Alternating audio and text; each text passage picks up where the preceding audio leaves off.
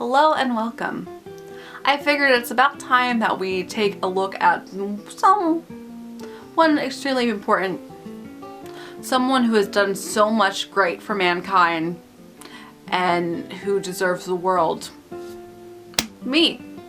We're gonna talk about me today because I'm the most important person ever. I think that title actually would go to Kuzco. We're gonna talk about the Emperor's New Groove today.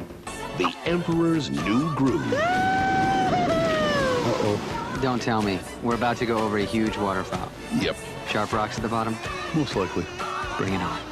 Booyah! The Emperor's New Groove was released in 2000. It stars David Spade, John Goodman, Eartha Kitt, and the wonderful Patrick Warburton, who we know more as our chief flight attendant for Soarin'. Hello and welcome to Soarin'. My name is Patrick and I'll be your chief flight attendant today. We'll begin boarding in a few minutes, but first I'd like to acquaint you with some important safety information. And again, that's where I get my catchphrase from in the beginning, from Soarin'. Brilliant ride, so much better. But we're not here to talk about Soarin' today, we're talking about Emperor's New Groove. This is the real me, not this. This, not this. Winner, loser. Okay, see this palace? Everyone in it is at my command. Check this out. The butler, chef, theme song guy. Oh yeah! When it comes to a scale of how great a film is and how bad a film is, this one lands right in the middle.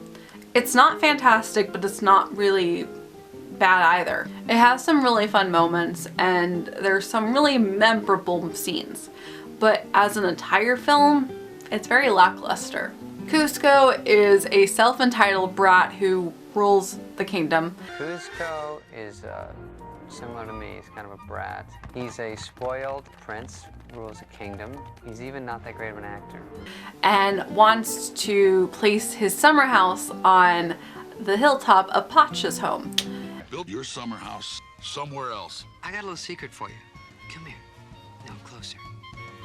I don't make deals with peasants! He's a very spoiled person. He gets his way all the time and he doesn't let anyone tell him what to do. And as revenge for that, his advisor, Yzma, wants to poison him. But instead of poisoning him, they end up mixing up the spells and he gets turned into a llama. And so he ends up having to work with Pacha, who he rejected, in order to get him back to the palace. And it's a buddy film where they work together. He changes for the better and he understands how to be humble while Yzma and Kronk are still trying to kill him. And there's really nothing that special about it. Kuzco's not that great a character. There are some fun scenes. I did appreciate his prelogue. It was an interesting take on it, especially because this was in 2000 and it was a little bit more fresh and new back then.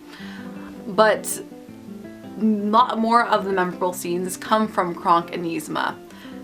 I really want a roller coaster. A lot of people have been asking for a roller coaster for Disney to make. I would love that.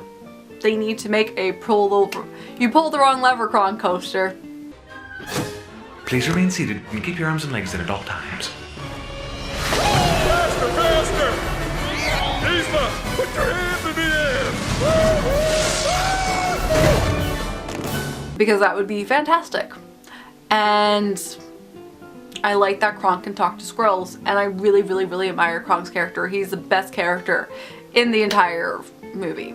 He's not, you know, typically bad. I mean, he could be big and scary, but he's really sort of a sweetheart who likes to talk to squirrels. Squeaky, squeaker. Patrick Warburton. He's amazing. He's the best person ever. So he needs his own film. What does a guy in Hollywood get when he's big on biceps and small on brain cells? No, that's not it. His own movie. Kronk's New Groove. If it wasn't for him, the movie would be completely lackluster in my opinion. I know a lot of people like it, but I couldn't really get into it after watching it again. It is interesting because they were going to go in a completely different direction and it was going to be a lot more serious film on as serious as The Lion King was. But when they were doing early test runs, the audience didn't react to it well. And Sting wrote a lot of songs for it, but Sting's songs got rejected at the last minute except for one song. in the dark night. What those lucky guys turn out to be. But that unusual blend of my funny friend and me. So in terms of the production, it was a very interesting production and it was experimental for the time, so I give them credit for that, but there's plenty other better films to talk about. We're gonna focus for the rest of the month on Touchstone Pictures, so tomorrow we're gonna take a look at Down and Out in Beverly Hills. So you can stay tuned, and as always, I hope you have a magical day, and I will see you real soon.